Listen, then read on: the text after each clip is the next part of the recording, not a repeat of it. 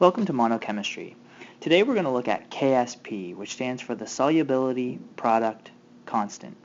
It's an equilibrium constant based on insoluble salts.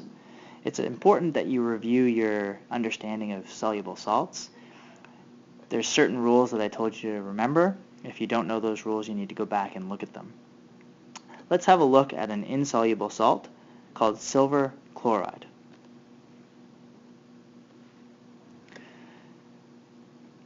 So what we're doing here is we're dissolving silver chloride in water.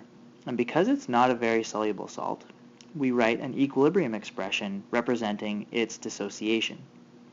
So we're taking the silver chloride, dissolving it in water. We should end up with silver 1+ aqueous and Cl- aqueous.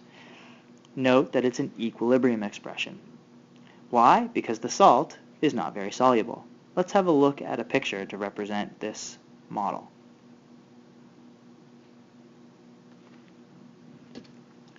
Okay, so an insoluble salt is going to form a saturated solution very quickly. Now, a saturated solution is a solution that contains the maximum amount of dissolved particles that it possibly can, i.e. these guys here. Once it contains the maximum amount of that dissolved particles, it will then reach an equilibrium with its solid state. Okay, so here we have a saturated solution. Here we put a bunch of silver chloride in here. Some of it's going to dissolve, and eventually it's going to reach an equilibrium. Now, of course, this picture here is not a very good representation of silver chloride, but it does show you that a saturated solution does reach an equilibrium, and we still have some solid in the bottom, and the rest of the particles would be dissolved in the water. Okay, so it's very important that you understand, first of all, that this is dissolving, and second of all, that it's not very soluble, so it's going to reach an equilibrium. If we were talking about sodium chloride, there really wouldn't be an equilibrium as quickly. You would get one if you reached a saturated solution, though. Okay?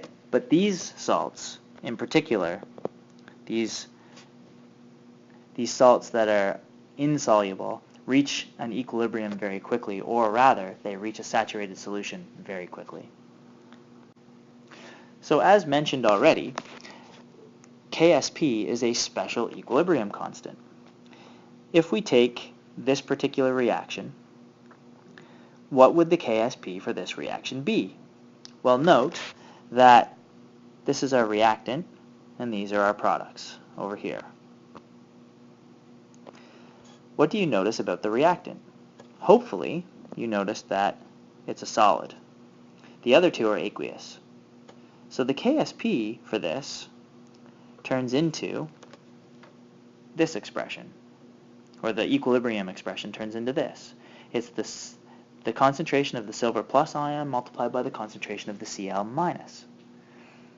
And therefore, KSP turns into a solubility product, because they're being multiplied by each other, constant.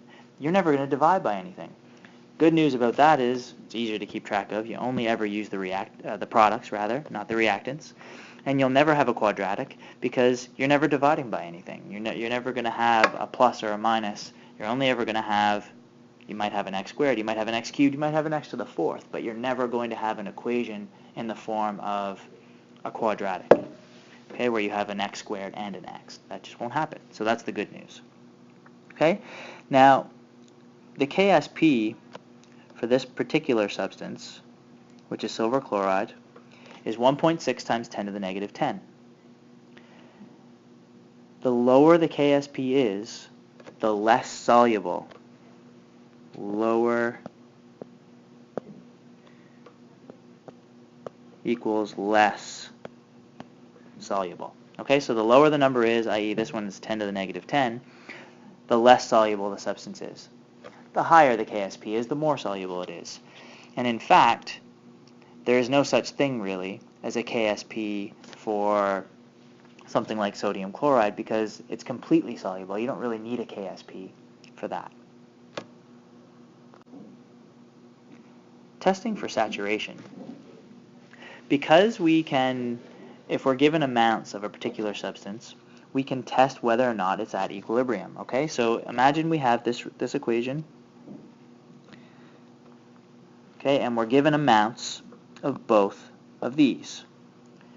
We can then test to see if that is at equilibrium using Q. So in this case, Q would be equal to silver plus multiplied by Cl minus, the concentrations of. Now, here's the cool thing. If Q is less than the KSP, then you have an unsaturated solution. If Q is greater than or equal to the KSP, then you have a saturated solution.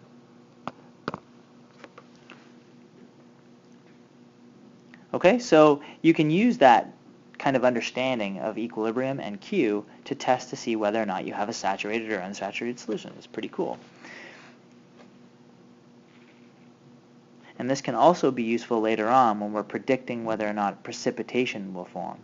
Because if you have a saturated solution, i.e. Q is greater than KSP, then there's going to be some solid left at the bottom of the beaker when you put it in, because it's not all going to dissolve. You can also predict just the right amount so that you'll dissolve it all.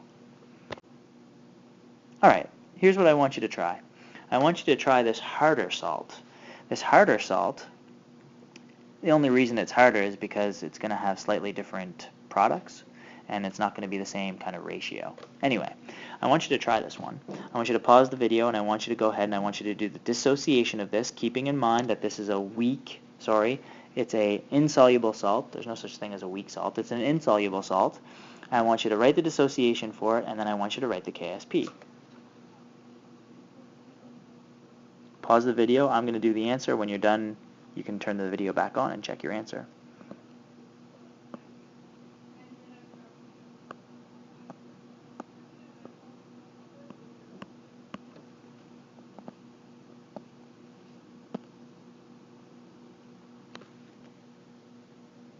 Okay, so as you can see, this one's a little bit more complicated. You have two products. That's not more complicated, except for the fact that the coefficient of one of them is 2. And you also have the KSP, which is a little bit different. This time, it's the concentration of the copper 2 plus times the concentration of the OH minus squared. Okay, just like when we did equilibrium, whatever the coefficient of the reactants and products are, turned out to be the exponent of the product or the reactants in the equilibrium expression. Okay, so that in a nutshell is what KSP is. You have to be able to do dissociation equations, you have to be able to write equilibrium expressions, but more specifically KSPs. Bring your questions to class, and we'll be doing more with this, so make sure you understand it.